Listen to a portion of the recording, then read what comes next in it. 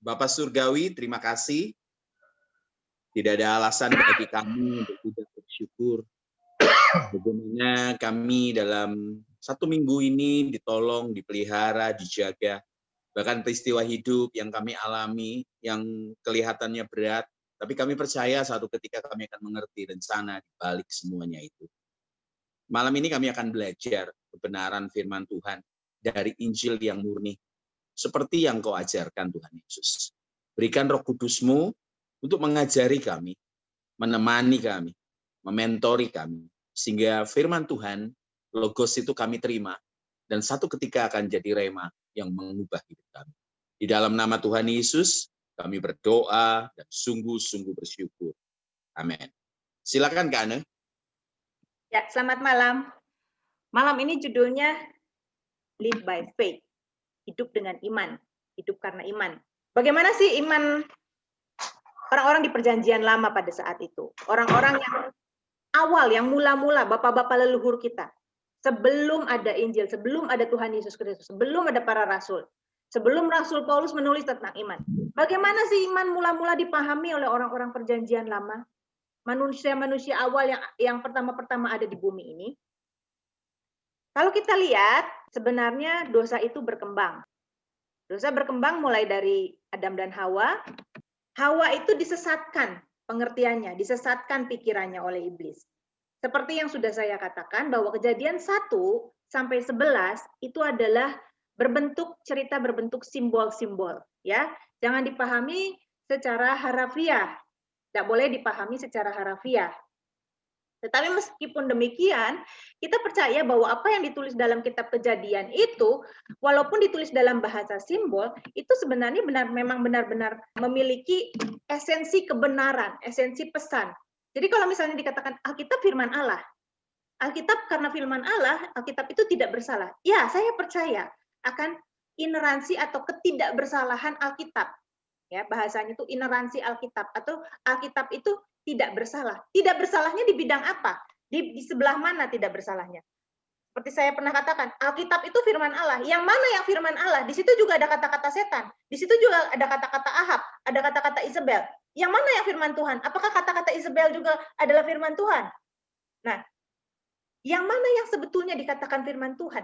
Pesannya, esensi pesannya Alkitab itu adalah firman Tuhan. Esensi pesannya sebagai kebenaran yang berpengaruh dalam hidup kita. Itulah firman Tuhannya. Itulah yang tidak pernah bersalahnya. Nah, tetapi Alkitab itu bukan buku ilmu pengetahuan. Alkitab itu bukan catatan sejarah. Tidak boleh dibandingkan dengan catatan sejarah. Misalnya sejarah Indonesia. Oh, dulu ada kerajaan Majapahit di sini. Kalau misalnya dikatakan, di sini ternyata pernah berdiri kerajaan dinasti Chang gitu. Nggak mungkin, itu catatan sejarah yang salah.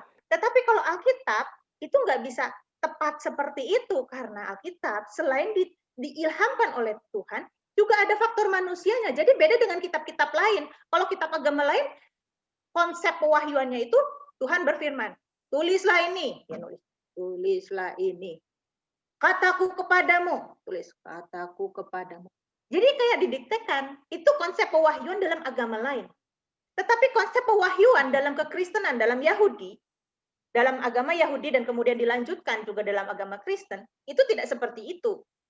Ya, jadi ada faktor manusianya dan ada faktor Roh Kudus yang mempengaruhi, yang mendiami, yang menguasai pikiran si manusia itu. Jadi yang tidak bersalah apanya? Yang tidak bersalah adalah pesannya, pesan kebenarannya ya. Kalau faktor manusianya kan dipengaruhi oleh bahasanya dia menuliskan dalam bahasa yang dia mengerti.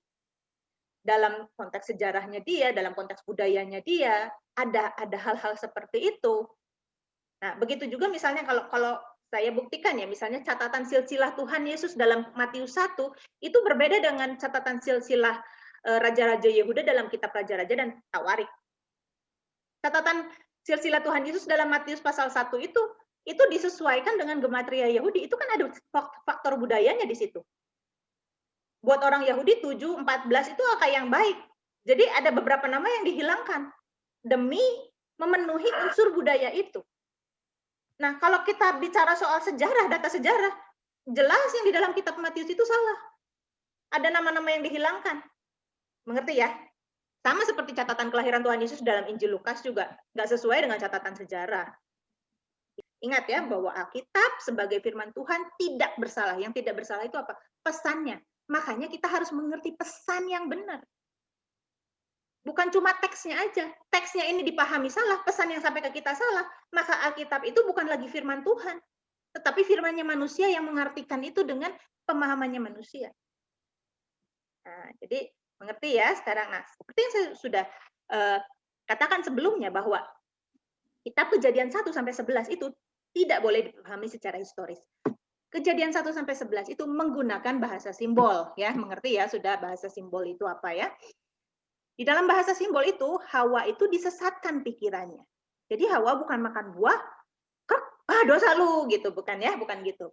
Tetapi kalau kita lihat di dalam 2 Korintus 11 ayat 3, ternyata bahwa Hawa itu diperdaya. Jadi Hawa itu bukan bertemu sama ular yang melingkar, terus ngomong sama Hawa. Gitu. Hawa, siapa yang ngomong? Oh, ular gitu. Bukan, ya. Tetapi ular itu memberikan ide-ide di dalam pikirannya Hawa. Ide-ide. Ide yang berasal dari ular, ide yang berasal dari dunia, bukan yang dari Tuhan. Ya. Karena seharusnya manusia itu memakan kebenaran, mengkonsumsi kebenaran. Manusia itu sebagai makhluk yang jasmani, yang bukan saja tubuhnya perlu makanan, perlu nasi, perlu rawon, perlu babi kecap, tetapi juga rohaninya ini perlu dikasih makan juga. Nah, Hawa ini ternyata sesat berpikir, disesatkan pikirannya oleh setan. Dimasukkan ide-ide dari setan. Untuk apa? Untuk memberontak. Seperti setan pernah memberontak kepada Allah, Hawa juga diajak untuk memberontak kepada Allah. Tuhan bilang bahwa inilah kebenaran. Nah, manusia punya ide, dikasih ide dari setan. Kamu bisa jadi seperti Allah, menentukan apa yang baik dan yang jahat buat dirimu sendiri. Jadi, itu bahayanya.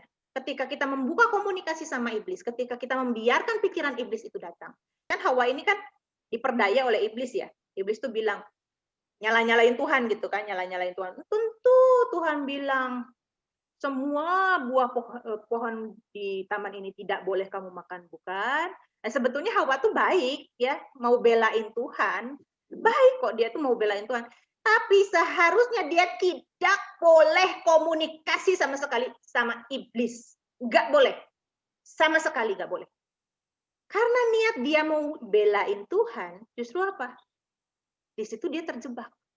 Dia komunikasi sama iblis, pikiran iblis masuk, sedikit-sedikit masuk. Seharusnya putus hubungan sama sekali. Ya. Nah, terus Hawa bilang, enggak kok, enggak gitu. Beneran kok enggak gitu. Tuhan itu bilang, boleh kok dimakan. Cuma yang di tengah-tengah itu loh, enggak boleh dimakan. Nah, ini bukti bahwa Hawa itu tidak mengkonsumsi kebenaran dengan benar. Kenapa? Yang di tengah itu kan ada 2 pohon. Pohon kehidupan dan pohon pengetahuan yang baik dan yang jahat. Pohon kehidupan harus dimakan, yang nggak boleh dimakan adalah pengetahuan yang baik dan yang jahat. Hawa bilang dua-duanya kata Tuhan nggak boleh dimakan. Ini aja udah salah. Kepancing nih Hawa. Nah, disitulah iblis bilang, itu loh jahatnya Tuhan. Tuhan tuh nggak pengen kamu tuh sama seperti dia. Makanya kamu nggak boleh makan itu. Hawa mikir, gitu ya? Iya, benar juga ya. Kalau itu namanya buah pohon pengetahuan yang baik dan yang jahat gitu kali ya kira-kira ya. Ya benar juga ya, pengetahuan. Berarti Tuhan ini jahat, nggak mau saya pinter, nggak mau saya punya pengetahuan. Nah gitu kan. Mulai racunnya tuh bisanya tuh mulai kena Hawa. Hoax pertama, kenapa? Karena Hawa membuka komunikasi. Awalnya dari buka komunikasi sama si iblis itu. Nah, Hawa sesat berpikir, kesalahan Hawa jatuh dalam dosa itu sesat berpikir. Pikiran dunia ini masuk. Pengen menentukan, nggak usah tunduk sama Tuhan. Saya juga bisa menentukan apa yang baik dan yang benar. Nggak usah tunduk sama Tuhan. Nah, dari Hawa yang sesat berpikir, pikirannya dipengaruhi oleh pemikiran dunia ini, lahirlah anaknya. Dosa berkembang di sini. Bukan sekedar sesat berpikir, tapi sampai menghabisi nyawa manusia. Kain membunuh Habil. Kenapa sampai Kain membunuh Habil? Ada orang yang ngajarin bahwa Kain itu mempersembahkan buah-buahan. Dan Tuhan itu senengannya darah. Jadi Kain itu ditolak. Soalnya kenapa? Tuhan sukanya bau korban bakaran, bau sate kambing. Sedangkan yang dipersembahkan oleh Kain itu kan kalau dibakar, buah-buahan kalau dibakar kan kayak bau sampah, sampah dibakar. Jadi Tuhan nggak senang. Bukan itu masalahnya. Di kitab Taurat juga Tuhan menerima kok persembahan. Persembahan dari hasil pertanian, hasil bumi. Tuhan menerima. Tuhan tuh nggak pilih-pilih senang darah gitu, kayak vampir gitu. Bukan. Tuhan tuh bukan sejenis vampir yang senang haus darah gitu. Bukan. Ya, apapun persembahan kita, Tuhan terima. Jadi kenapa Kain itu membunuh Habil? Kenapa Kain itu persembahannya tidak diterima? Nah, kita baca di sini, seperti Kain yang berasal dari si jahat dan membunuh adiknya. Dan apakah sebabnya ia membunuhnya? Sebab segala perbuatannya jahat dan perbuatan adiknya benar. Nah, jadi kesalahan berpikir si Hawa ini menyebabkan cara dia mendidik Kain itu juga jadi nggak benar. Dikatakan kan tadi, karena semua perbuatannya jahat, sedangkan perbuatan adiknya benar. Jadi Tuhan menerima persembahan Kain bukan karena persembahan Habil, bukan karena dia memotong domba dan membakar domba. Tetapi Tuhan menerima persembahan Habil karena perbuatannya benar. Karena hati Habil berkenan kepada Tuhan. Nah ini, segala perbuatannya Kain itu jahat dan perbuatan adiknya itu benar. Karena itulah diterima persembahannya Habil, dan karena itu juga persembahannya Kain ditolak. Jadi kalau kita bawa persembahan ketika kita datang kepada Tuhan, kami bawa pujian ke dalam rumah Tuhan, tidak akan diterima kalau bawanya cucian. Gitu ya. Kita bawa dosa selama seminggu, terus kita nyanyi-nyanyi di gereja. Tuhan bilang ini bau nggak enak ini, suaranya nggak enak. Bukan soal suara pinter nyanyi atau apa, tapi suara hatimu yang nggak enak. Sumbang hatimu. Ku telah mati dan tinggalkan, itu kata-kata doang. Keluar dari gereja, di parkiran, serempetan, kata-katanya kebun binatang keluar semua. Ternyata masih hidup, bukan ku telah mati. Cuma di gereja pura-pura mati. Itu kan seperti persembahannya Kain dan Habil. Tuhan nggak mau terima kalau kita bawa persembahan yang tidak dipersembahkan dengan hati yang benar. Percuma. Jadi kalau kita ke gereja bukan cuma kita khusyuk gitu ya, menyembah Tuhan, atau kita dalam penyembahan berdoa di kamar, berapa jam pun kita tahan berdoa, kalau kehidupan kita sehari-hari nggak benar, Tuhan anggap itu menjijikan. Tuhan menolak, seperti Tuhan menolak persembahannya Kain. Nah, ketika Kain persembahannya ditolak, karena memang dia dasarnya hidupnya nggak benar, ketika dia ditolak, dia sakit hati, dan dia iri hati kepada adiknya, dia bunuh adiknya. Dan ini pembunuhan ini nggak tiba-tiba, nggak ada orang yang tiba-tiba jadi pembunuh, nggak ada. Nggak ada orang yang tiba-tiba jadi pezina, nggak ada. Kenapa? Ada awal mulanya. Dan pasti ini dari didikan yang salah. Maksud saya bukan Hawa ngajarin untuk Kain untuk membunuh juga, enggak. Tapi didikan-didikan yang salah itu membuat Kain dosanya semakin berkembang. Nah, kemudian dari Kain punya keturunan namanya Lamek. Kalau Kain membunuh Habil, Lamek ini apa? Beristri dua dan membunuh. Berkembang kan dosanya kan? Berkembang, dosa itu berkembang. Makanya saya katakan, seharusnya manusia itu mencapai kesempurnaan dulu, baru memiliki keturunan. Tapi ya udah terlanjur. Udah terlanjur jatuh ke dalam dosa duluan sebelum mencapai kesempurnaan keserupaan dengan Allah. Dan akibatnya apa? Ini, keturunan dari Kain ini berkembang kejahatannya. Akibat contoh yang salah, didikan yang salah. Lamek punya istri dua, dan Lamek juga membunuh seperti Kain. Kejadian 4 ayat 19 dan 23. Lamek mengambil istri dua orang, yang satu namanya Ada, yang lain namanya Zila. Berkatalah Lamek kepada kedua istrinya itu, Ada dan Zila, dengarkanlah suaraku, hai istri-istri Lamek, pasang telingamu kepada perkataanku ini. Aku telah membunuh seorang laki-laki karena ia melukai aku.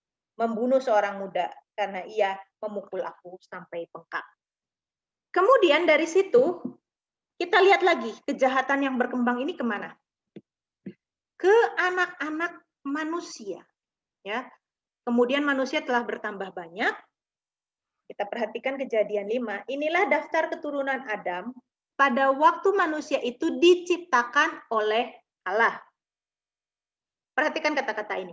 Dibuatnyalah dia menurut rupa Allah. Nah, jadi manusia itu untuk menjadi serupa, itu bukan diciptakan, tetapi dibuat. Inilah keturunan Adam. Adam itu artinya manusia. Atau arti harafiahnya adalah diambil dari tanah. Karena tanah itu adalah Adamah.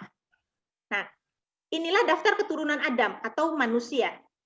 Pada waktu manusia itu diciptakan oleh Allah. Jadi manusia diciptakan oleh Allah. Dari tidak ada menjadi ada. Itu arti kata diciptakan.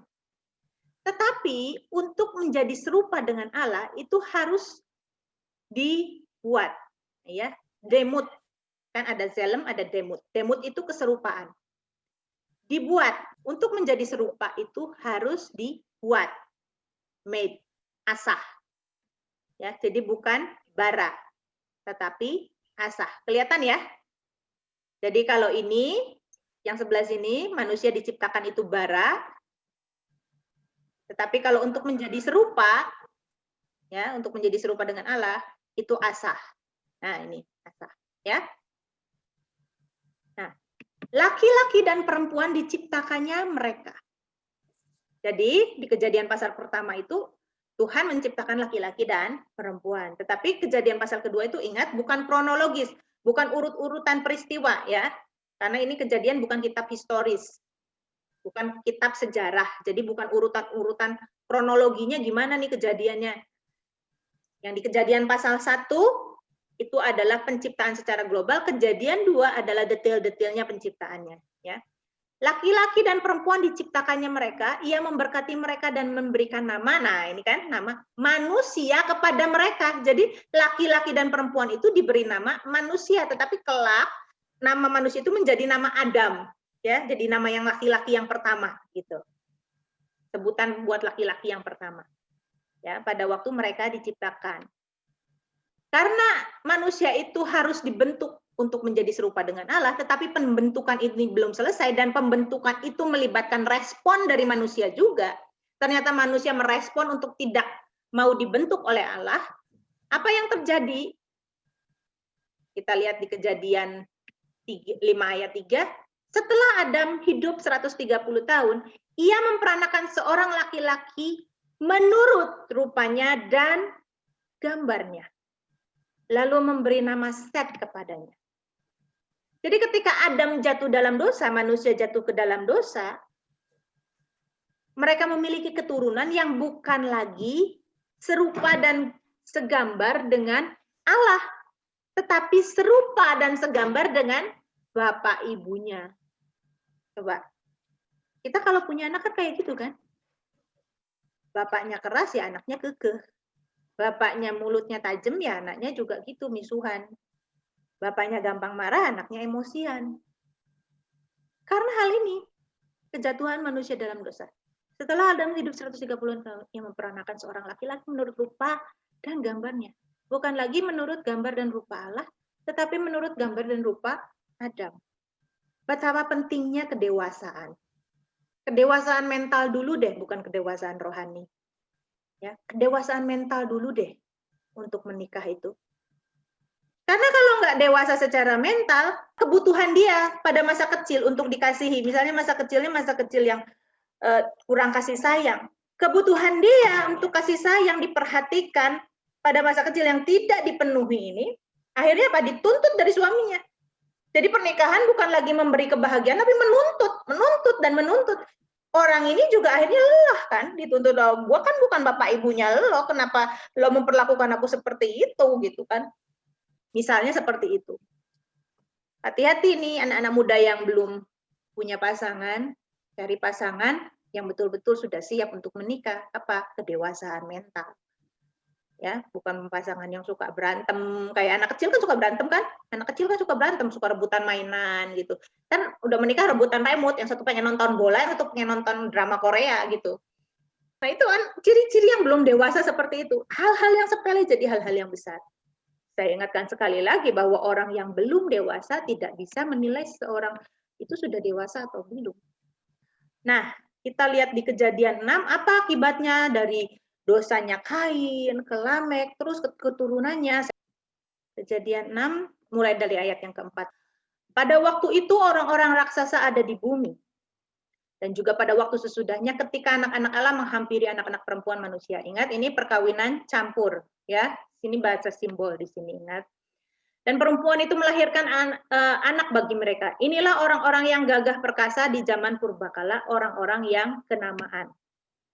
Apa maksudnya orang-orang yang gagah perkasa? Bukan orang-orang gagah perkasa itu orang-orang yang pejuang-pejuang gitu ya, bukan.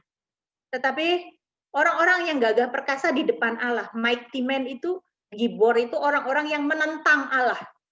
Gagah perkasanya itu kepada Allah gitu. Selain ya memang orang-orang itu pasti orang-orang yang kasar, yang suka berperang, yang jago bergulat misalnya secara refiah seperti itu, tetapi juga orang-orang ini adalah orang-orang yang pemberontak terhadap Allah.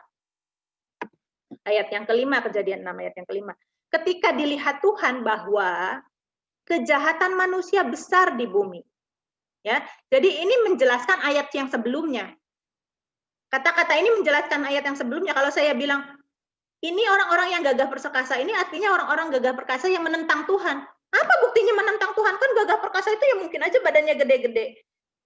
Ya ini dilihat ayat berikutnya. Tuhan melihat kejahatan manusia itu besar di bumi.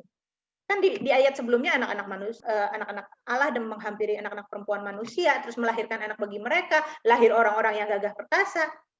Terus tahu-tahu ada kejahatan di bumi besar. Kan nyambung artinya harusnya kan ayat yang atas dengan ayat yang bawah. Ini buktinya bahwa apa yang dimaksud raksasa, apa yang dimaksud orang-orang gagah perkasa adalah orang-orang yang jahat. Nah, ketika dilihat Tuhan bahwa kejahatan manusia besar di bumi dan bahwa segala kecenderungan hatinya selalu membuahkan kejahatan semata-mata, maka menyesallah Tuhan. Ya Tuhan itu begitu bersedih bahwa ia telah menjadikan manusia di bumi dan hal itu memilukan hatinya. Berfirmanlah Tuhan, aku akan menghapuskan manusia yang telah kuciptakan itu dari muka bumi, baik manusia maupun hewan, binatang-binatang melata dan burung-burung di udara, sebab aku menyesal bahwa aku menjadikan mereka. Nah, pada waktu itu kejahatan manusia sudah demikian sangat-sangat berkembang, sangat besar sehingga betul-betul membuat hati Allah pilu dan membuat Allah mengambil keputusan hapus semua. Mereka semua nggak pantas hidup, mereka semua udah jadi lebih jahat daripada binatang. Itu akibat dosa yang berkembang. Ingat ya, dosa itu berkembang. Ular itu cuma bisikin sama si Hawa. Hawa, jangan mau dibodohin sama Tuhan. Lu ditipu sama Tuhan. Tuhan bohongin lu. Tiba-tiba jadi apa? Berkembang seperti itu. Nah, akibat perbuatan-perbuatan jahat manusia, Tuhan sakit hatinya dan Tuhan memutuskan bahwa manusia ini sudah tidak bisa diperbaiki lagi. Nggak bisa. Kalau dibiarin terus orang-orang jahat ini, nggak ada yang tersisa. Nggak ada satu orang benar pun yang tersisa. Harus direkonstruksi, harus diperbaiki, harus di-reset. Tetapi apa? Dikatakan di ayat yang selanjutnya, tetapi Nuh mendapat kasih karunia di mata Tuhan. Apa ini tiba-tiba Nuh mendapat kasih karunia di mata Tuhan? Oh, Tuhan memberikan kasih karunia kepada siapa yang disukainya. Gitu. Suka-sukanya Tuhan. Pokoknya Tuhan mau hapuskan semua orang di zaman itu, tetapi Tuhan mau kasih sama Nuh. Tuhan mau kasih grace, Tuhan mau kasih karunia sama Nuh. Apa seperti itu suka-sukanya Tuhan? Coba lihat di ayat yang ke-9. Kejadian 6 ayat 9. Inilah riwayat Nuh. Nuh adalah seorang yang benar dan tidak bercela di antara orang-orang sejamannya. Dan Nuh itu hidup bergaul dengan Allah. Gara-gara ini loh, Jangan dibilang Tuhan itu suka-suka kasih karunia sama Nuh. Ya Nuh selamat, kenapa? Karena Nuh dapat kasih karunia. Tapi Tuhan memberikan kasih karunia-Nya kepada Nuh itu bukan sekedar pilih-pilih terserah dia. Pilih-pilih buta gitu ya. Yang mana? Yang ini kena. Ternyata Nuh gitu. Bukan seperti itu. Tetapi memang Nuh orang yang hidup benar. Hidup tidak bercela di tengah-tengah orang-orang yang gila di zamannya. Orang-orang yang sangat jahat. Orang-orang yang barbar. Yang tidak berperi kemanusiaan di zamannya. Nuh hidup bergaul dengan Allah. Di tengah-tengah budaya yang udahlah, gak usah fanatik. Udahlah, gak usah serius-seriusan. Apa sih sempurna-sempurna, bikin susah aja, gitu kan. Biarin aja, kata Nuh. Pokoknya aku mau hidup bergaul dengan Allah. Aku mau menyenangkan hati Tuhan. Terserah kalian bilang apa. Padahal kalau kita lihat, kitab Kejadian itu, penulisnya berusaha menggambarkan bahwa mereka itu semuanya masih satu saudara loh. Ya engkongnya, ya kakeknya, ya adik-adiknya. Coba kita lihat Kejadian pasal 5. Penulis kitab Kejadian ingin menggambarkan bahwa manusia itu semuanya bersaudara, seperti Paulus katakan dari satu orang. Tuhan menciptakan semua bangsa-bangsa di bumi ini. Penulis kitab Kejadian ingin menggambarkan hal itu. Kejadian 5 ayat yang keempat. Misalnya gini, umur Adam setelah memperanakan Set 800 tahun dan ia memperanakan anak-anak laki-laki dan perempuan selama 800 tahun. Adam punya anak Set itu waktu umur 130 tahun. Kemudian selama 800 tahun dia punya keturunan. Selama 800 tahun beranak. Itu penggambaran penulis ya. Tentu ini dalam bahasa simbol-simbol. Nah, terus sudah gitu ayat yang ke-7. Set masih hidup 807 tahun setelah ia memperanakan Enos dan ia memperanakan anak laki-laki dan perempuan. Jadi banyak banget, entah berapa puluh, entah berapa ratus anaknya. Dan mereka ya tentunya saling menikah. Bahkan mungkin si Set punya anak, anaknya juga sudah punya anak gitu ya, sama-sama beranak, istrinya Set dan menantunya gitu misalnya, seperti itu misalnya. Itu yang penulis kitab Kejadian mencoba menggambarkan bahwa manusia itu pada saat itu masih sedikit dan masih satu keluarga, masih satu keturunan. Jadi Nuh itu hidup berbeda dari keluarganya, dari kakaknya, dari saudaranya, dari adiknya, dari komunitasnya pada saat itu. Dia hidup berbeda. Karena itulah Tuhan jatuh cinta dan memberikan kasih karunia-Nya untuk, ini nggak bisa ini aku lenyapkan. Aku sayang sama orang ini. Kenapa? Karena dia betul-betul hidupnya melekat kepada Tuhan. Dan hidupnya itu, katakan Nuh hidup benar di tengah-tengah orang sejamannya. Saat ini kan sulit untuk hidup benar. Kalau orang semuanya, misalnya anak-anak remaja nih, nonton bokep. Lu udah tahu belum kayak begini? Misalnya. Sulit kan? Anak-anak sekolah misalnya, pada nyontek teman-teman. Ikutan juga nyontek. Hidup seperti orang sejamannya. Kayaknya kalau nggak melakukan itu, kalau nggak ikut-ikutan mode yang begitu, ketinggalan zaman gitu loh.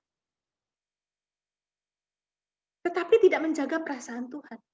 Apakah ketika kita melakukan itu Tuhan senang? Apakah Tuhan disenangkan dengan kelakuan kita itu? Dan Nuh itu bedanya. Dia hidup benar di antara orang-orang sejaman. Itu yang menyebabkan Tuhan sayang kepadanya. Jadi kitab Kejadian itu hendak menggambarkan apa sih yang di pasal-pasal awal ini ya, yang saya katakan bahasanya dalam kebanyakan bahasa simbolik, Kejadian 1 sampai 11 itu. Ini menggambarkan usaha manusia mencari Allah. Ketika Kain dibuang dari hadapan Allah, ternyata keturunan Kain itu berusaha mencari Allah, tetapi yang bukan Allah. Kejadian 4 ayat 26. Ayat ini banyak dipahami oleh orang-orang pengagum nama Yahweh itu loh. Sejak kitab Kejadian itu loh, sejak zamannya cucunya Adam, orang itu sudah memanggil nama Yahweh. Jadi kita harus memanggil nama Yahweh. Ini sebetulnya bukan bilang soal itu, tapi ini bilang soal pada waktu itu manusia mulai mencari Tuhan, tetapi karena keberdosaan mereka, akhirnya mereka membuat sesuatu yang bukan Tuhan menjadi Tuhan. Kalau kita baca bahasa aslinya, kata halal ini, artinya begin ya. Mulai kan? Begin, mulai. 2490. Kelihatan ya? H2490. Diartikan dalam bahasa Inggris begin, mulai. Padahal kalau kita lihat kata halal ini, H2490 ini, to profane, defile, pollute, desecrate. Memang ada juga bikin, mulai. Tapi kalau kita lihat ayat-ayat lainnya, kata halal ini adalah to profane. Cuma di ayat ini aja, dari keseluruhan kitab perjanjian lama yang berbahasa Ibrani, kata halal itu cuma diartikan mulai itu di ayat ini. Padahal artinya yang lebih menunjukkan kata menajiskan. Menajiskan nama Tuhan. Itu maksudnya di sini. Pada waktu itulah orang menajiskan nama Tuhan. Memanggil sesuatu yang bukan Tuhan sebagai Tuhan. Memanggil sesuatu yang bukan Allah sebagai Allah. Sejak zamannya cucunya Adam. Sejak zamannya keturunan Set. Nah, jadi disitulah orang-orang keturunan Kain yang terpisah dari Allah. Yang karena mereka merasa mungkin berdosa, malu, terbuang dari hadapan Tuhan seperti Kain, mereka mulai mencari-cari jalan kepada Allah. Tapi kan Allah tidak berkenan dengan perbuatan-perbuatan yang jahat. Akhirnya mereka bikin apa? Bikin Allah menurut mereka sendiri. Konsep menurut mereka sendiri. Dan inilah yang dari awal ditekankan kepada Hawa. Udahlah, kamu buat aja yang baik itu kayak begini. Gak usah dengerin Tuhan, gak usah dengerin Allah. Susah itu. Bikin aja yang baik menurut kamu. Nah, itu kan. Di situ-situ aja dosanya. Maunya sendiri. Nggak mau tunduk sama Tuhan. Maunya sendiri. Bikin konsep sendiri. Bikin pengertian sendiri. Nggak mau susah, ngapain susah-susah. Nurutin Tuhan. Kitab Kejadian juga hendak menggambarkan dosa yang berkembang. Tadi saya sudah jelaskan ya, dosa yang berkembang bagaimana dari Hawa ke Kain, ke Lamek, sampai anak-anak manusia yang harus dihapuskan. Yang ketiga adalah ketidakmampuan manusia menjadi serupa dengan Allah, tetapi serupa dengan orang tuanya. Serupa dengan lingkungannya. Bagaimana lingkungan itu mempengaruhi manusia. Dikatakan dalam Roma 3 ayat 23, sebab semua manusia sudah berbuat dosa dan kehilangan kemuliaan Allah. Gitu kan teks LAI, tetapi kalau kita lihat bahasa aslinya, sebab semua orang sudah meleset dan kekurangan kemuliaan Allah. Apa maksudnya kekurangan kemuliaan Allah? Sebetulnya awalnya Hawa ketika jatuh dalam dosa tuh nggak jadi binatang. Masih bisa ngajarin yang baik. Buktinya apa? Ada keturunan Adam dan Hawa yang hidup bergaul dengan Allah seperti Henokh, seperti Nuh. Tetapi kemuliaan Henokh dan Nuh itu masih kurang, belum mencapai keserupaan dengan Allah.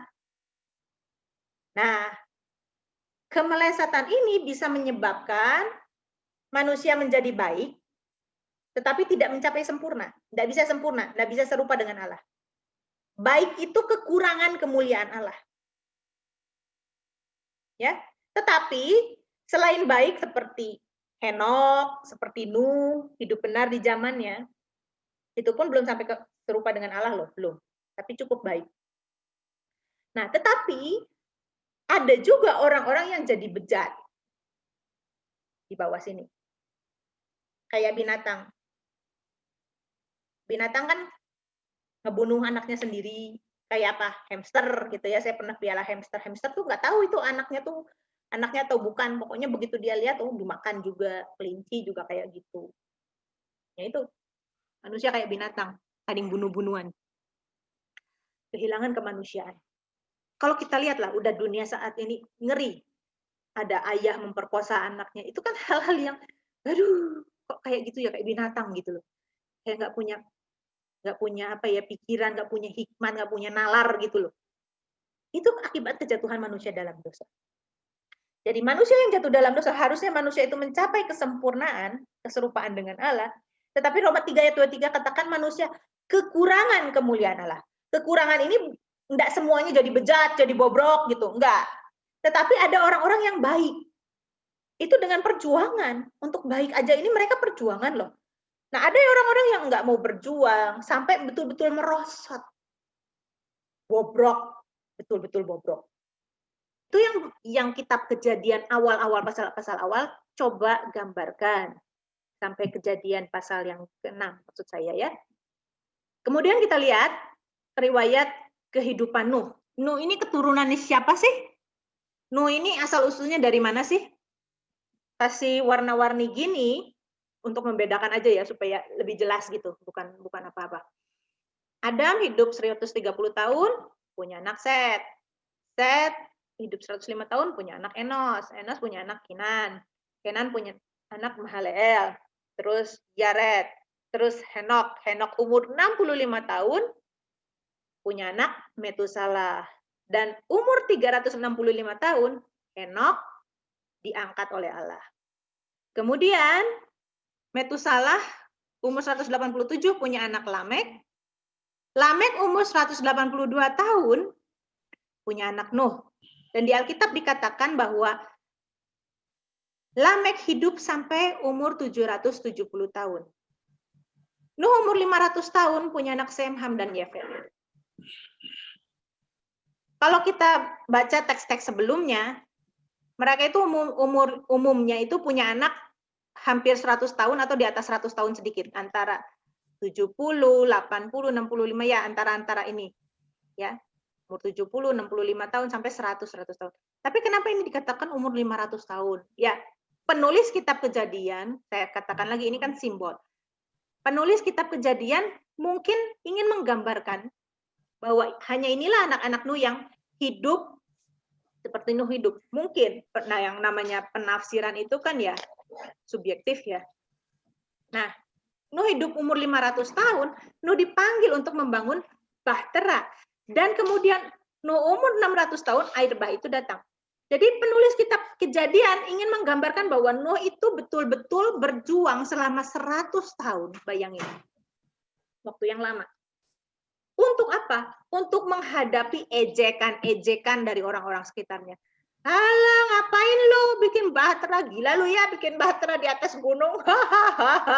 Mestinya bikin bahtera tuh di pinggir laut, mikir dong, mikir gitu kan. Nuh pasti menghadapi ejekan-ejekan seperti itu.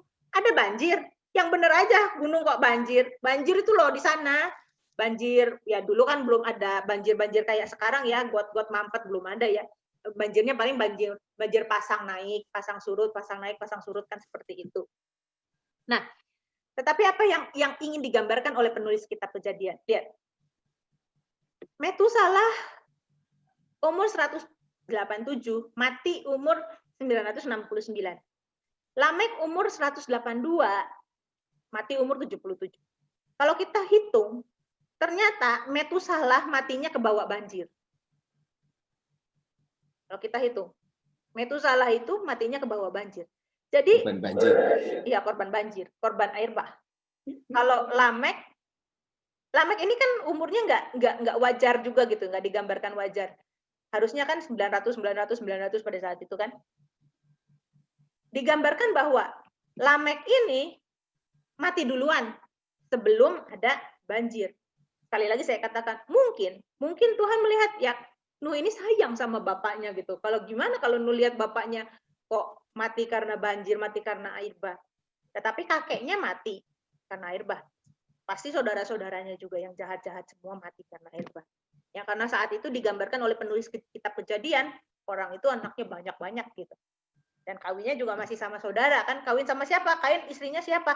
Yaitu Adam itu anaknya berapa ratus digambarkan oleh penulis kitab Kejadian. Ya, pasti sama saudaranya gitu. Nah, ini adalah orang-orang yang beriman itu kayak gimana sih yang digambarkan oleh kitab Kejadian ini? Bagaimana sih orang-orang beriman? Tadi kita lihat bahwa Henok hidup bergaul dengan Allah. Nuh hidup bergaul dengan Allah. Dan hidup bergaul dengan Allah itu nyata dari perbuatan-perbuatan mereka. Nyata dari perbuatan-perbuatan mereka. Orang yang hidup bergaul dengan Allah bukan cuma orang yang rajin pujian penyembahan untuk kamar dan doa puasa. Bukan itu maksudnya berhidup bergaul dengan Allah. Orang yang hidup bergaul dengan Allah nyata dari perilaku mereka yang berbeda. Nuh adalah seorang yang benar dan tidak bercela di antara orang-orang sejamannya. Dan Nuh itu hidup bergaul dengan Allah. Ini tanda orang yang hidup bergaul dengan Allah. Orang yang benar dan tidak bercela. Bukan orang yang rajin, doa puasa datang, doa pagi datang, hari Jumat, hari puasa datang, hari Sabtu, kaum ibu, kaum bapak datang, di absen semua gereja. Acaranya gereja di absen terus, nggak mau lolos gitu ya, nggak mau kelolosan. Kenapa? Karena ingin dipandang rohani. Tetapi orang yang hidup bergaul dengan Allah, hidup benar dan tidak bercela. Ya, tentunya ada juga orang-orang yang ngapain sih datang ke gereja gitu ya. Datang ke gereja nggak usah lah datang ke gereja gitu. Tetapi orang yang ngeritik gini juga kadang-kadang juga banyak juga yang hidupnya nggak benar. Udahlah nggak usah fanatik lah. Kita kan masih hidup di dalam dunia gitu. Nah, ini orang yang mau hidup seperti orang-orang dunia, kata-kata orang yang seperti itu. Jadi ada orang yang satu, ya, hidupnya adalah aktivitas rohani, tapi cuma aktivitas. Dia datang ke gereja, doa pagi, doa subuh, doa semalam suntuk, doa puasa, pelatihan vokal, grup, latihan paduan suara, latihan tamborin dia datang. Nah, tetapi ada juga orang yang ngapain sih kok gereja ke gereja terus? Udahlah, cukuplah seminggu sekali lah. Iya, oke, seminggu sekali nggak apa-apa. Asalkan ibadahmu tiap hari. Asalkan ibadahmu tiap saat. Tiap helaan nafas. Tiap helaan nafas kita harus kita beribadah kepada Tuhan. Apa yang kita omongin, apa yang kita pikirkan, bahkan apa yang kita tulis di dalam sosial media, kita komen apa tentang statusnya orang, kan kadang ya, kalau saya juga suka sih tergoda gitu ya, ngelihat status-status yang lucu-lucu dari orang-orang nasionalis yang lagi ngebully orang-orang yang ya kaum yang garis keras gitu. Saya kadang-kadang tergoda untuk ngejek juga gitu loh. Tapi kira-kira ini pantas nggak ya? Setiap gerak kita harus menjaga perasaan Tuhan. Coba gini, orang yang suami istri, istrinya di rumah, dianya di kantor. Terus di kantor dia digoda sama temennya yang cewek. Udahlah, istrimu kan nggak tahu, ya kita TTM aja, teman tapi mesra gitu. Walaupun cuma dibilangin begitu, tapi dia nggak ada istrinya di situ. Tapi dia akan menolak, kenapa? Karena dia ingin menjaga perasaan istrinya. Kesetiaan itu seperti itu. Bukan istrinya ini tahu atau nggak tahu. Tetapi orang yang nggak mau menjaga perasaan istrinya, nggak mau menghormati itu yang namanya pernikahan, ya udahlah. Pokoknya janji ya, selama istriku nggak tahu ya, iya. Jangan terang-terangan ya, nggak boleh loh kamu nanti ngelabrak istriku apa, nggak boleh loh ya. Nah, orang yang setia, dia nggak akan menyakiti hati pasangannya. Walaupun pasangannya pasti tidak tahu, tidak melihat, tidak mendengar. Nah, seperti itulah seharusnya orang-orang yang takut akan Tuhan itu hidup. Hidup yang tidak bercela, hidup yang benar di antara orang sezamannya. Nah, orang-orang yang beriman, yang pertama adalah Habil. Kejadian 4 ayat 3-7. Kejadian 4 ayat 3-7. Setelah beberapa waktu lamanya, maka Kain mempersembahkan sebagian dari hasil tanah itu kepada Tuhan sebagai korban persembahan. Habel juga mempersembahkan korban persembahan dari anak sulung kambing dombanya, yakni lemak-lemaknya. Maka Tuhan mengindahkan Habel dan korban persembahannya itu. Tetapi Kain dan korban persembahannya tidak diindahkannya. Lalu hati Kain menjadi sangat panas dan mukanya muram. Firman Tuhan kepada Kain, "Mengapa hatimu panas dan mukamu muram? Apakah mukamu tidak akan berseri jika engkau berbuat baik? Tetapi jikalau engkau tidak berbuat baik, dosa sudah mengintip di depan pintu. Ia sangat menggoda engkau, tetapi engkau harus berkuasa atasnya." Nah, kamu tuh sebetulnya hatimu tuh jahat. Coba kalau hatimu baik, pasti mukamu tuh berseri. Hatimu tuh lo jahat. Hati-hati lo ya, dosa sudah mengintip di depan pintu, ia sangat menggoda engkau, tetapi engkau harus berkuasa atasnya. Tuhan mengingatkan Kain. Dan Kain pun sebetulnya bisa berkuasa atas keinginan dosa itu, godaan dosa itu. Sebetulnya Kain pun bisa. Itu walaupun itu sangat menggoda engkau. Kenapa sangat menggoda? Karena dagingnya Kain ini dikasih makan terus. Jadi kedagingannya itu yang akhirnya lebih kuat. Makanya godaan itu besar buat Kain. Coba dari kecil Kain ini kedagingannya ini nggak dikasih makan, hidupnya benar. Pasti godaan itu tidak akan sebesar itu buat Kain. Tapi meskipun demikian Tuhan katakan, engkau harus berkuasa Kain atasnya. Enggak, Tuhan tuh bilang, tak kuasai kamu ya. Ini dosa ini hendak menguasai kamu. Sekarang aku aja yang menguasai kamu. Ya, Kain ya? Enggak. Tuhan hanya mengingatkan. Jadi setan tidak bisa memaksa Kain untuk membunuh Habil. Dan Tuhan juga tidak bisa memaksa Kain untuk tidak membunuh Habil. Keputusan ada di tangan Kain. Kehendak bebas ada di tangan Kain.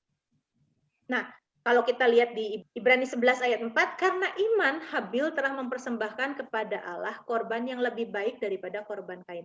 Karena iman. Karena iman.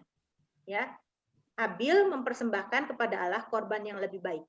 Dengan jalan itu ia memperoleh kesaksian kepadanya bahwa ia benar karena Allah berkenan akan persembahannya dan karena iman ia masih berbicara sesudah ia mati.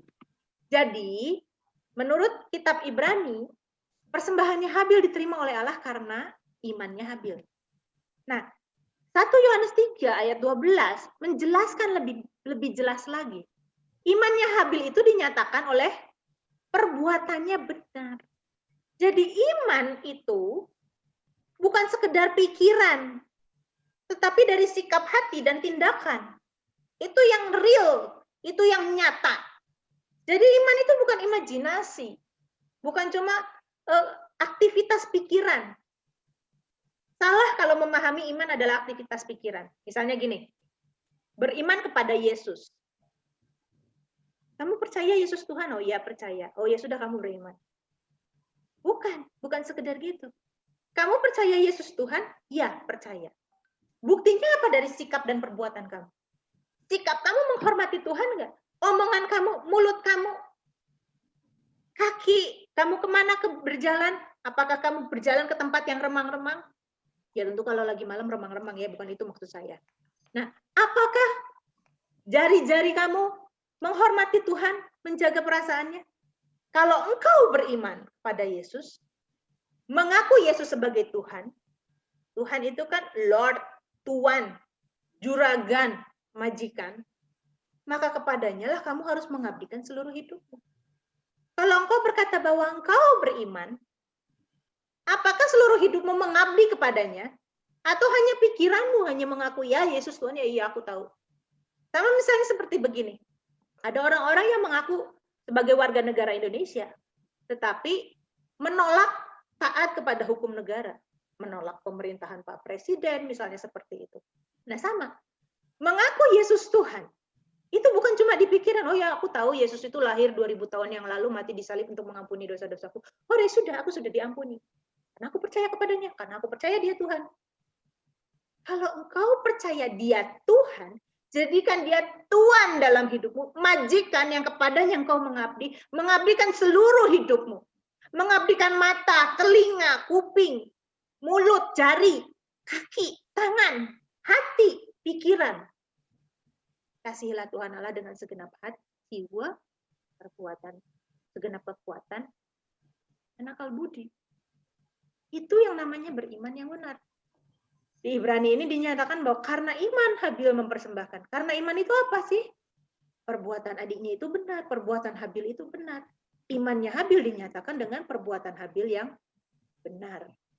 Nah itu kalau kita bicara soal iman Habil. Sekarang kita bicara soal imannya Henok. Orang beriman kedua yang dicatat dalam kitab Kejadian itu Henok.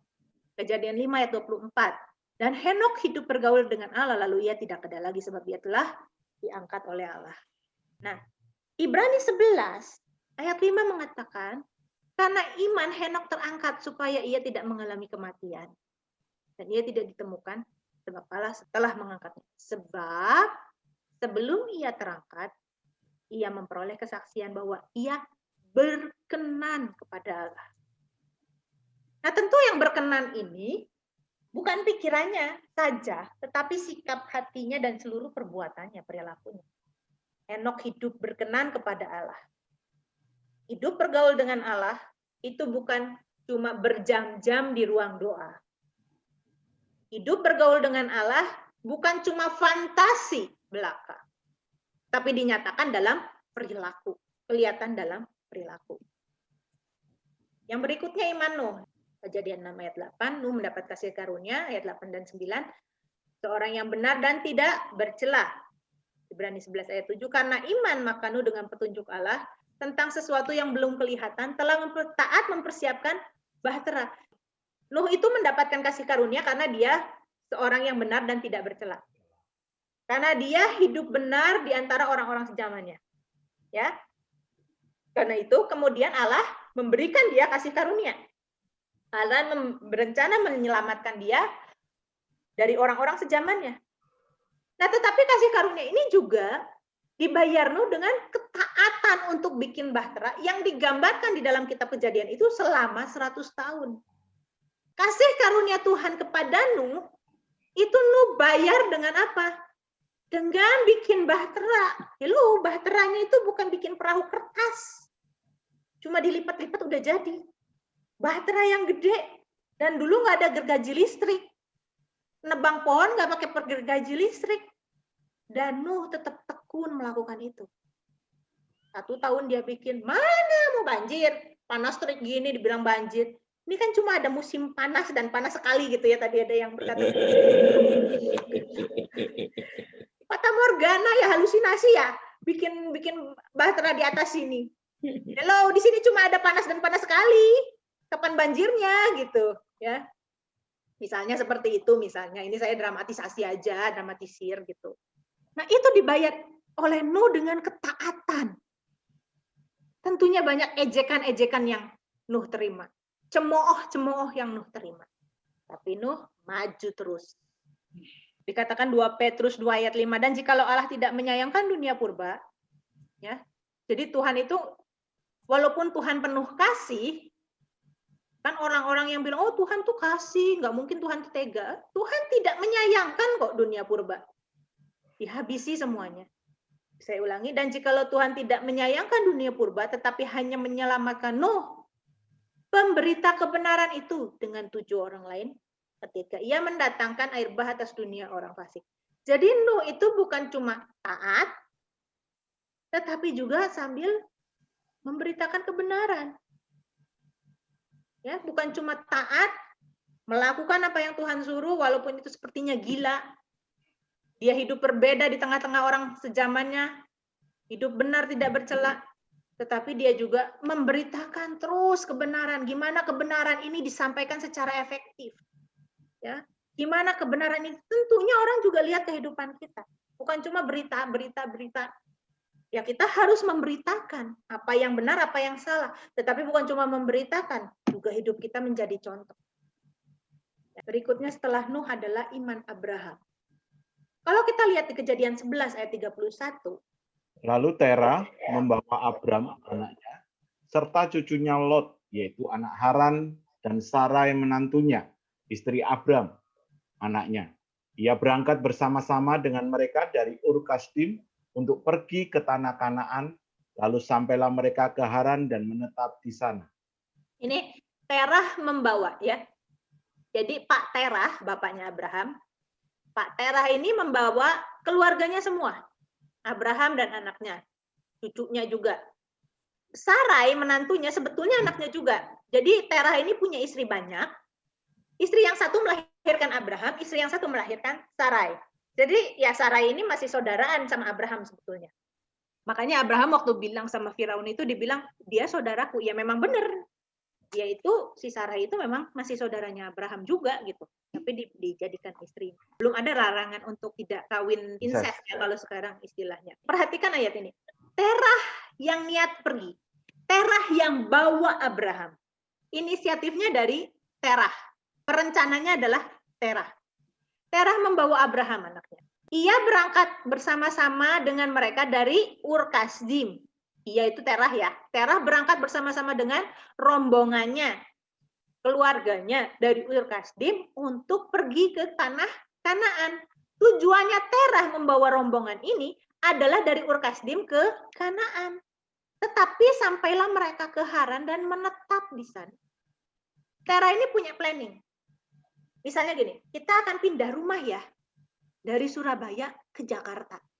Yuk kita berangkat, semua sudah di-pack, masukin ke truk, ya, dimasukin ke truk, dari Surabaya, jalanlah mobil kita dan diikutin oleh truk ini. Istrinya tanya waktu di Surabaya, kita mau pindah kemana, Pak? Kita mau ke Jakarta. Tapi waktu sampai Semarang, berhenti. Ini udah Jakarta, belum, ini masih Semarang. Terus kenapa? Ya udah kita sampai sini aja lah, udah cukup. Nggak usah sampai Jakarta. Nah, kayak gitu loh Terah itu. Dia niat dari Ur Kasdim untuk pergi ke Kanaan. Niatnya pergi ke Kanaan. Lalu sampailah mereka di Halam dan menetap di sana. Dalam bahasa Ibrani, arti kata Terah itu adalah delay. Tertunda. Sangat mungkin bahwa panggilan itu pertama-tama bukan kepada Abraham, tapi kepada Terah. Tetapi Terah nggak menyelesaikan panggilan itu. Umur Terah sekian lalu mati di Haran. Setelah Terah mati, Tuhan berbicara kepada Abraham, ayo pergi.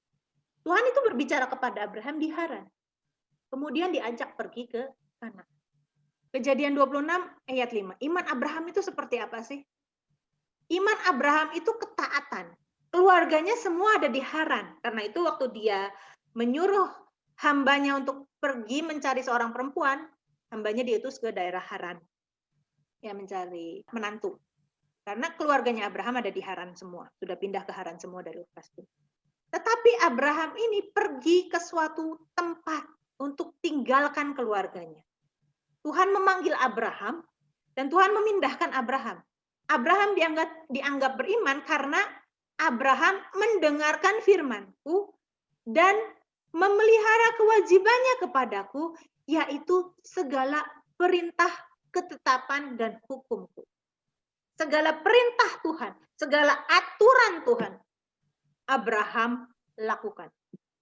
Karena itulah Abraham dianggap orang beriman.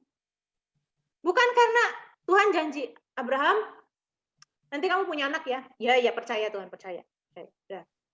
Percaya kan? Percaya. Bukan aktivitas pikiran. Tapi dia juga melakukan perintah. Melakukan segala yang Tuhan mau. Melakukan aturannya Tuhan. Kita lihat Ibrani 11 ayat 8-17. Karena iman Abraham taat ketika ia dipanggil untuk berangkat ke negeri yang akan diterimanya menjadi milik pusakanya.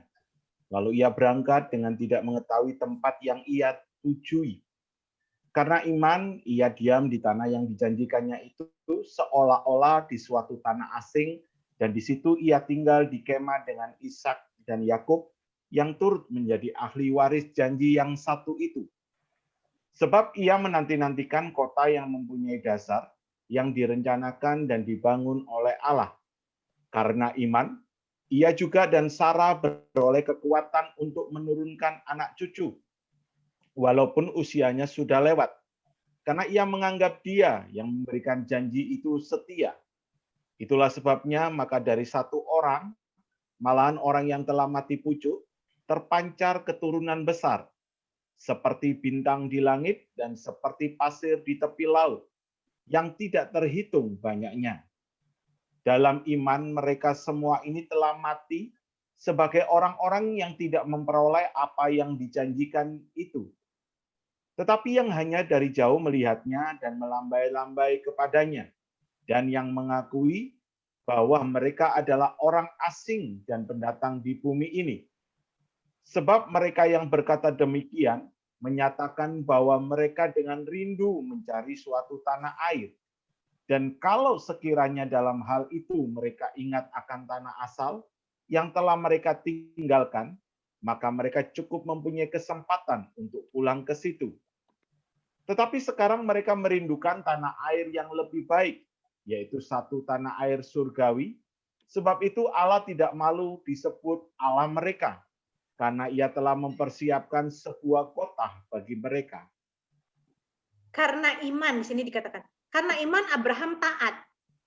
Jadi iman tuh harus ada ketaatan perilaku, bukan cuma di pikiran. Karena iman Abraham taat ketika ia dipanggil untuk berangkat dan dia berangkat.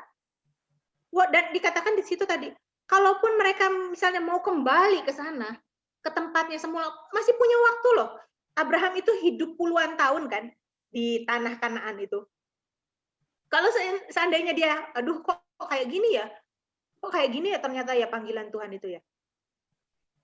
Ya udah deh, balik lagi deh ke Haran deh, ke tempat keluargaku, banyak saudara di sana, banyak yang perhatikan.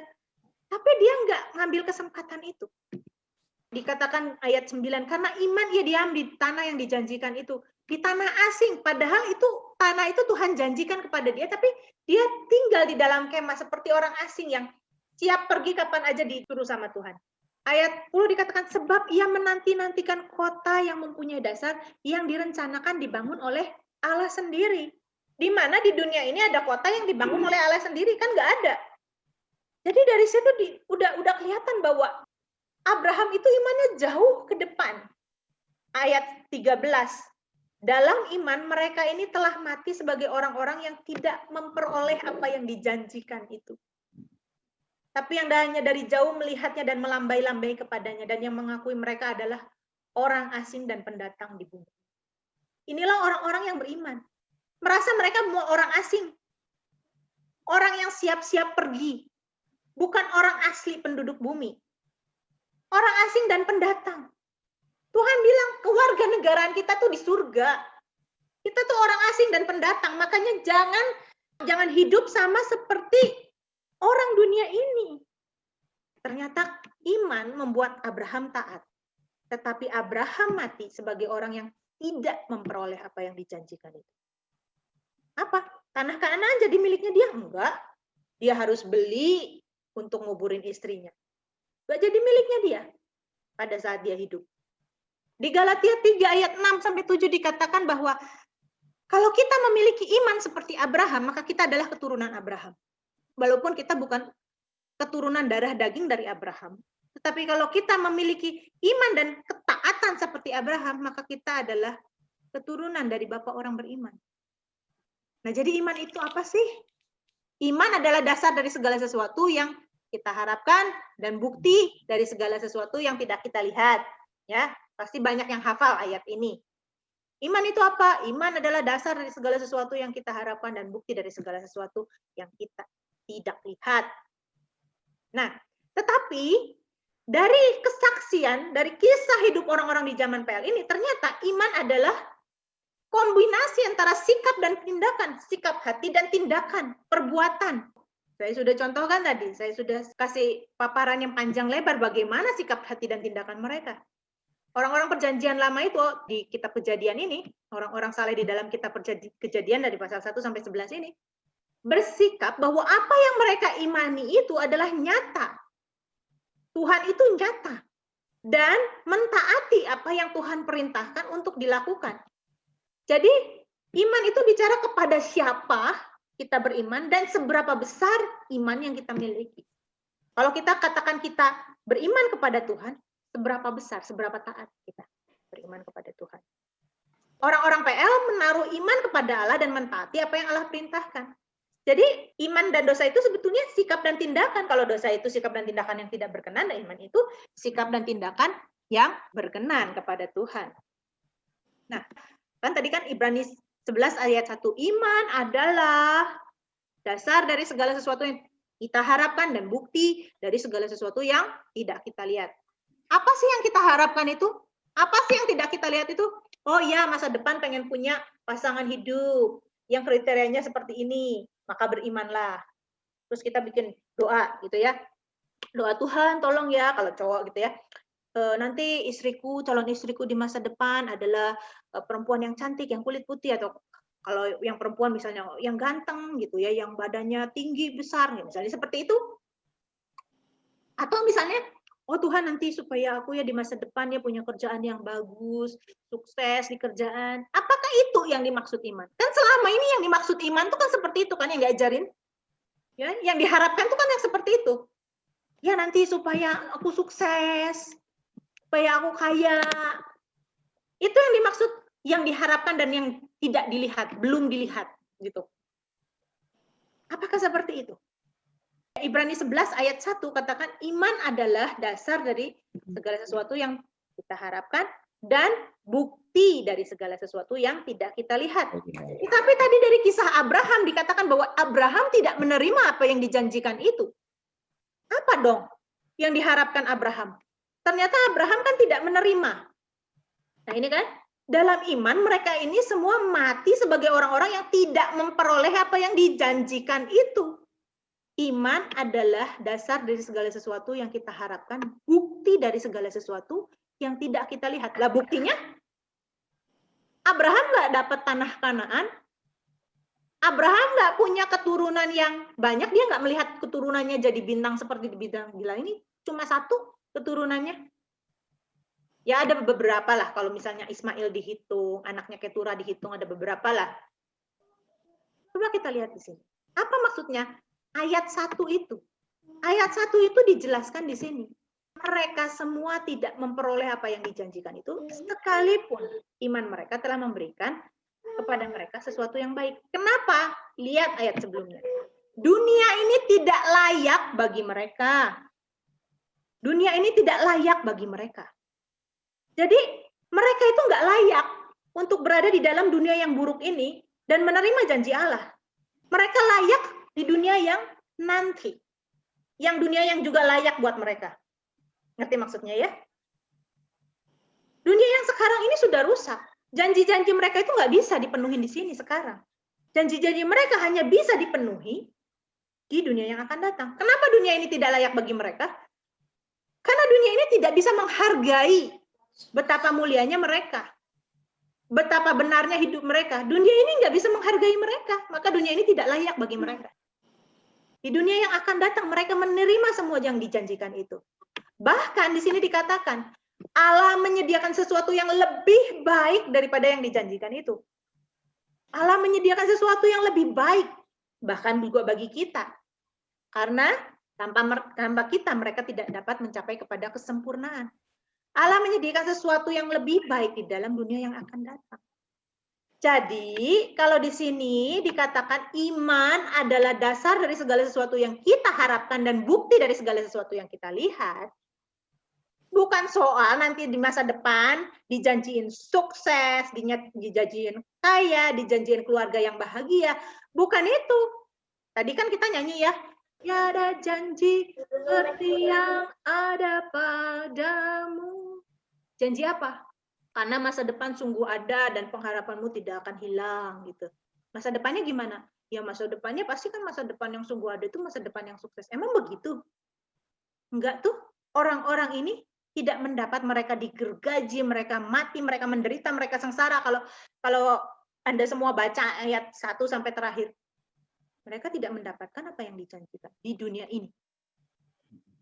Jadi apa? Dasar segala sesuatu yang diharapkan itu. Harapannya adalah di sana, di dunia yang lebih baik.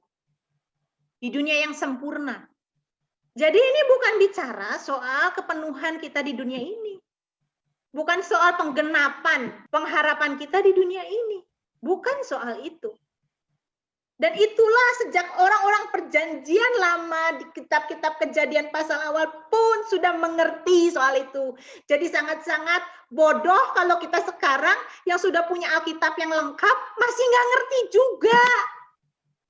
Orang perjanjian lama aja yang belum punya Alkitab udah ngerti. Udah ngerti apa yang mereka harapkan. Jadi apa inti iman kepada Allah? Pertama, kalau di kitab Kejadian kita lihat Allah tidak membuat agama. Allah tidak membuat liturgi, aturan tata cara ibadah. Beriman kepada Allah itu bukan sekedar rajin penyembahan, rajin duduk di gereja, rajin persekutuan. Bukan soal itu. Iman juga bukan pemahaman teologi. Oh, ngerti. Sudah jadi Kristen yang baik? Sudah. Sudah beriman? Sudah. Ngerti Tritunggal? Oh ya, ngerti Tritunggal. Sudah ngerti Tritunggal. Ngerti istilah predestinasi. Free will, kehendak bebas. Ngerti? Percuma ngerti semuanya itu percuma. Mbok-mbok yang jualan pecel itu loh yang di pinggir jalan. Nggak ngerti. Apa sih Tritunggal, Mbok? Kalau misalnya mboknya agamanya Kristen gitu ya. Apa sih Tritunggal? Ah, gitu ya. Tetapi kalau dia menghidupi kebenaran, dia kerja jujur, kerja keras. Dia berteologi, dia mengenal Allah. Theo itu dari theos, artinya Allah. Logi itu dari logos, artinya pemahaman atau ilmu tentang Allah. Nah, memiliki iman bukan berarti sekedar ngerti pemahaman pelajaran teologi, Tritunggal itu apa, akhir zaman itu gimana, predestinasi, kehendak, bebas, free will, dan sebagainya. Bukan soal itu. Tetapi melakukan apa yang kita pahami tentang Tuhan. Itu iman yang benar. Orang-orang dari perjanjian lama, di kejadian pasal-pasal awal, itu melakukan hal yang seperti itu. Ya, jadi iman itu bukan pemahaman teologi, tetapi orang yang beriman pasti berteologi, pasti memiliki pengenalan akan Allah, pemahaman akan Allah. Sebab kita semua harus menghadap tahta pengadilan Kristus.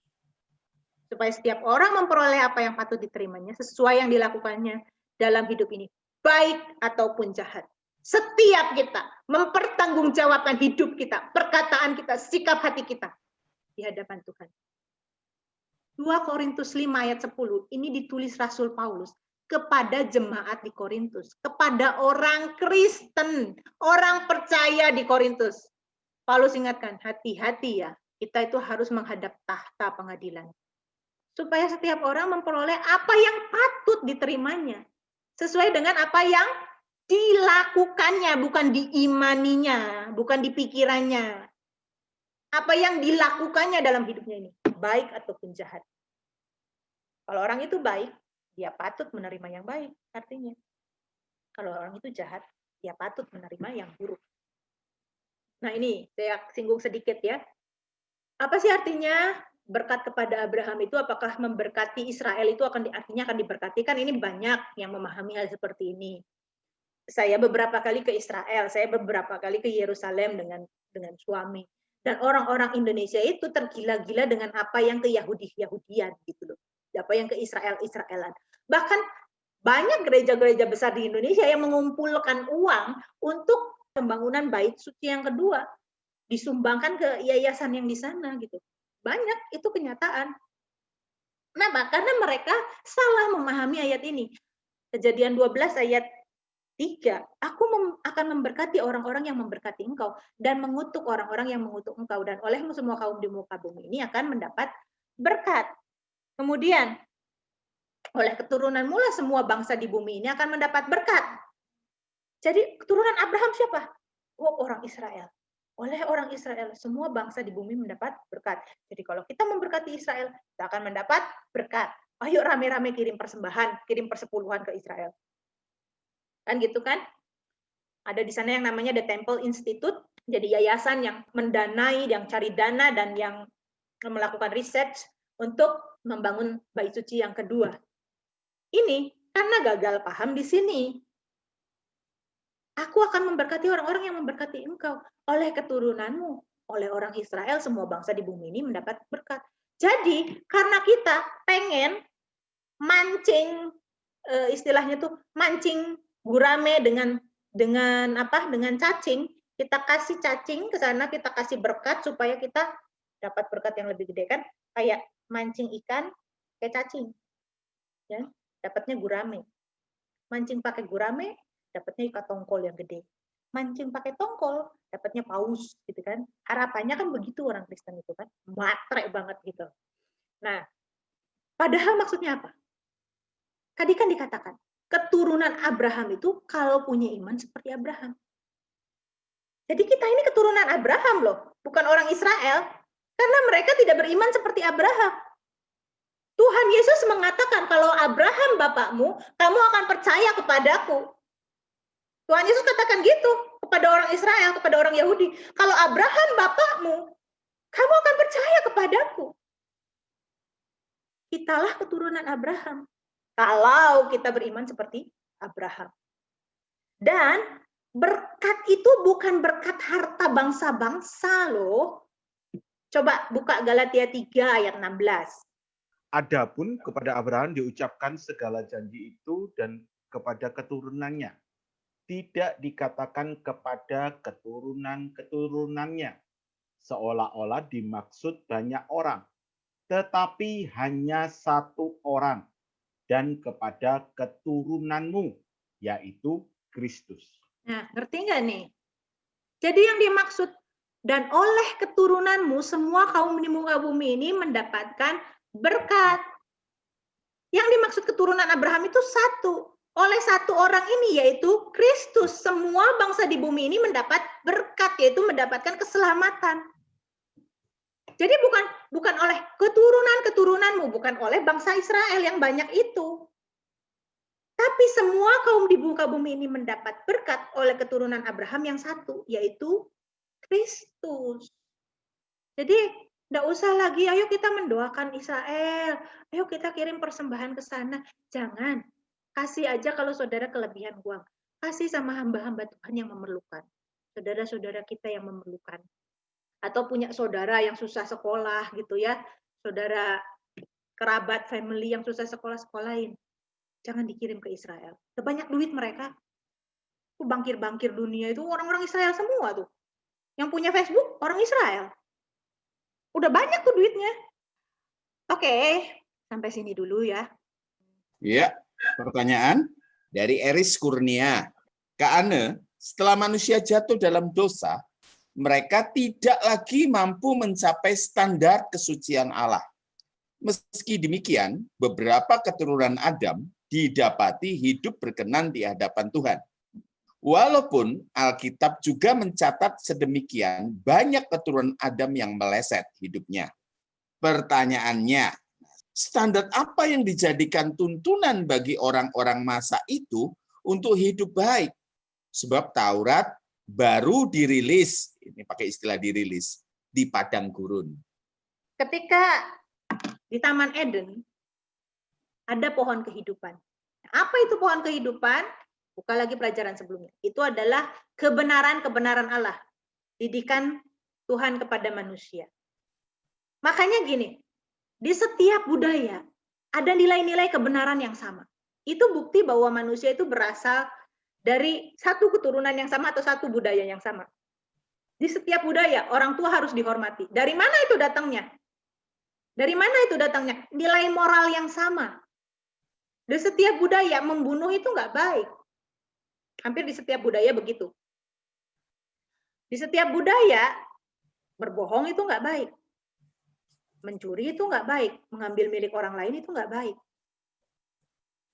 Nah, ada nilai-nilai yang sama di setiap bangsa. Dari mana itu datangnya? Datangnya pasti dari pohon kehidupan di Taman Eden. Jadi Tuhan sempat mengajarkan itu.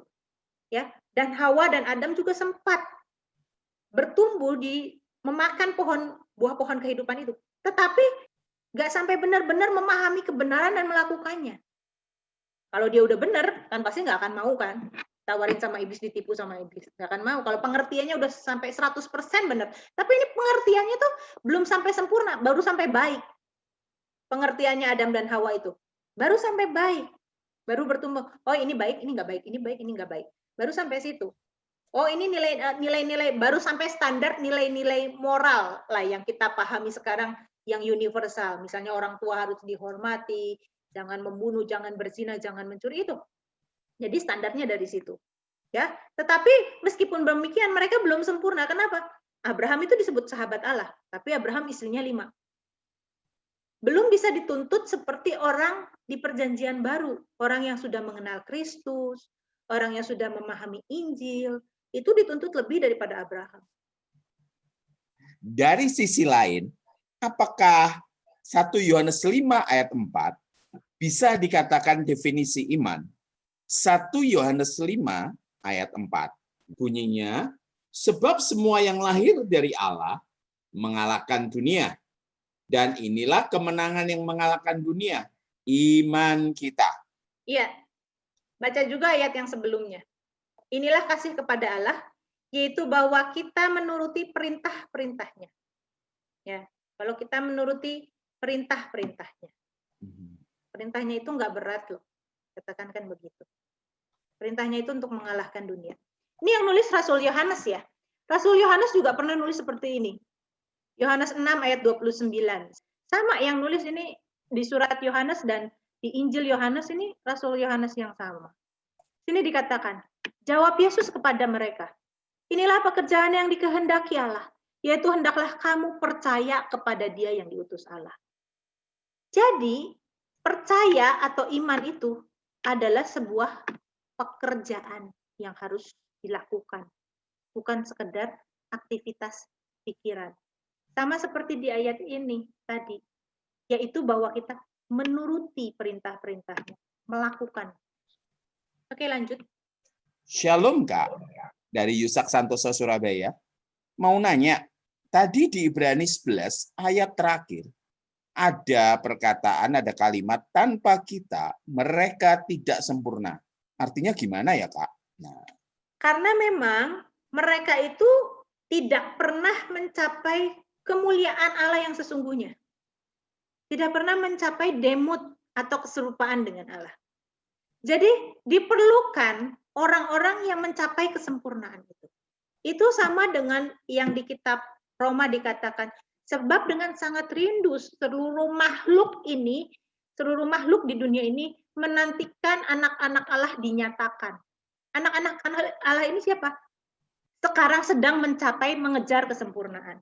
Nah, ketika kita mengejar kesempurnaan dan kita memenuhi orang-orang yang mempercepat kedatangan Tuhan, di dalam Petrus itu dikatakan dalam kitab Wahyu itu orang-orang yang jumlahnya genap, maka Tuhan datang. Itu orang-orang yang sempurna inilah. Maka baru ada kiamat. Maka baru ada penghakiman. Dan orang-orang itu baru bisa dipindahkan ke surga. Kalau kita mengerjakan keselamatan dengan takut dan gentar, kalau kita mencapai kesempurnaan, Tuhan Yesus datang, maka terbukalah langit dan bumi yang baru. Kita dipindahin ke sana, termasuk mereka. Itu maksudnya. Kan di kitab Petrus dikatakan, kamu yang mempercepat kedatangan Tuhan. Jadi Tuhan itu dipercepat kedatangannya bukan dengan cara pembangunan bait suci di Yerusalem, tapi dengan kesalahan hidup kita. Kalau di kitab Wahyu dikatakan sampai jumlahnya genap. Itu. Jadi Tuhan itu mencari orang-orang yang mau mencapai kesempurnaan dan dinantikan jumlahnya itu. Selain yang pertama adalah Tuhan Yesus. Itu, Yusak. Ya, semoga dipahami. Untuk zaman Adam, Nuh, kenapa kok diperbolehkan menikah dengan saudara sendiri? Apa itu nggak dosa? Ya, Kak Ana. Yang seperti tadi dibilang Kak Ana menikah dengan saudara sendiri. Di zaman Adam belum ada peraturan nggak boleh menikah dengan saudara. Peraturan itu baru diadakan pada zaman Musa. Ya, jadi belum ada peraturan itu. Kalau tidak ada peraturan, ya tidak ada pelanggaran. Kalau tidak ada peraturan, ya nggak salah. Nah, kenapa peraturan itu diadakan? Ya, karena ada dampak buruk. Ketika manusia sudah bertambah di dalam dosa, makannya nggak benar, hidupnya nggak benar, misalnya dalam zaman sekarang aja ya, dalam zaman sekarang. Orang-orang yang misalnya dulunya waktu mudanya kecanduan narkoba. Nah, itu pasti keturunannya itu menanggung akibat dari kelakuan orang tuanya. Ada yang keturunannya jadi misalnya cacat jantungnya, atau umumnya seperti itu. Nah, bayangkan misal kalau sekarang dibolehkan misalnya incest. Orang tuanya narkoba, terus anak-anaknya narkoba. Nah, ini anak-anak yang narkoba ini, adik kakak ini, yang kakaknya narkoba, yang adiknya narkoba, ini kawin. Anaknya mau jadi apa? Kan jadi parah kan? Jadi cacat parah gitu. Itu maksudnya. Jadi ketika orang menikahi saudara, jika ada kelainan genetik, maka itu menjadi lebih kuat. Jika ada keburukan genetik, maka itu menjadi kuat. Ya. Itu maksudnya dilarang. Misalnya di kitab Taurat lagi dilarang itu bukan soal apa ya, dosa itu oh salah, pokoknya salah. Ya salahnya itu karena apa? Kita ini kan dikasih nalar untuk berpikir. Nanti saya ke depan saya akan mengajar juga soal makanan. Di kitab Taurat itu dilarang makan babi. Kenapa dilarang makan babi? Ya pasti ada alasannya. Nanti saya akan jelaskan di depan. Saya tambahkan ya Kak Ane. Tadi saya nggak tahu siapa yang tanya. Manusia itu baru berapa banyak sih? Nah, kalau nggak kawin sama saudaranya sendiri, pada saat itu kawin sama siapa? Untuk berkembang biak, untuk memenuhi bumi siapa? Tuhan hanya menciptakan Adam dan Hawa, tidak menciptakan Adam, Hawa, Siti, terus kemudian siapa dan lain-lainnya, tidak. Jadi dengan saudaranya sendiri. baru pada saat Taurat dilarang. Iya, jadi Abraham menikahi Sarai itu yang adalah saudara beda ibu, itu pun direstui Tuhan. Kenapa? Tuhan bilang kok keturunannya itu dari Sarai, bukan dari Hagar, bukan dari Ketura. Terus udah gitu Abraham pun melakukan hal yang sama. Dia cari istri buat Ishak, itu ke keluarganya. Perkawinan kerabat itu biasa zaman itu dan Umum memang zaman itu. ya diperbolehkan Tuhan karena belum dikasih aturan, baru dikasih aturan zaman Musa. Manusia Belum dikasih aturan sedikit. pada saat itu nggak boleh makan babi, enggak. Mungkin Abraham juga makan babi mungkin. Kalau Musa nggak boleh, udah ada aturannya. Makan CI. Nah, Bapak Ibu Saudara, teman-teman yang dikasih, saudara-saudara dikasih Tuhan, kita akan tutup dalam doa. Sebelum kita tutup, saya justru tadi ngambil highlight dari Kak Ane ngomong, tapi saya tambahi, dikatakan apa? Ya, hati-hati, waspada, dosa kita memang diampuni. Tapi kita mesti waspada ya, tadi ngomong narkoba, akibat dari dosa itu loh. Akibat dosa, orang selingkuh, selingkuhanmu hamil, nah dosamu diampuni. Tapi kehamilan dari perselingkuhan itu bahaya. Makanya berzina, ya waspada, ada penyakit dan lain sebagainya yang harus engkau hadapi. Jadi mulai sekarang, yuk kita sama-sama tumbuh. Baiklah, kita akan berdoa bersama. Bapak Surgawi, terima kasih untuk malam ini. Bukan hanya jadi pelajaran, tetapi buat kami jadi tuntunan. Supaya kami melangkah sesuai dengan kehendak Tuhan. Terima kasih ajar kami, supaya kami dewasa secara rohani. Pertumbuhan rohani kami setara dengan umur rohani kami. Sehingga ketika kami dipanggil pulang nanti, kami dinyatakan layak dan diperkenan untuk masuk ke langit yang baru dan bumi yang baru. Terima kasih untuk Tuhan yang baik. Jaga kami, lindungi kami. Mendoakan Laura yang saat ini sakit. Tuhan tolong sembuhkan. Kami percaya kesembuhan dari Tuhan. Tuhan pakai dokter dan alat-alat medis dan obat yang diminum oleh Laura.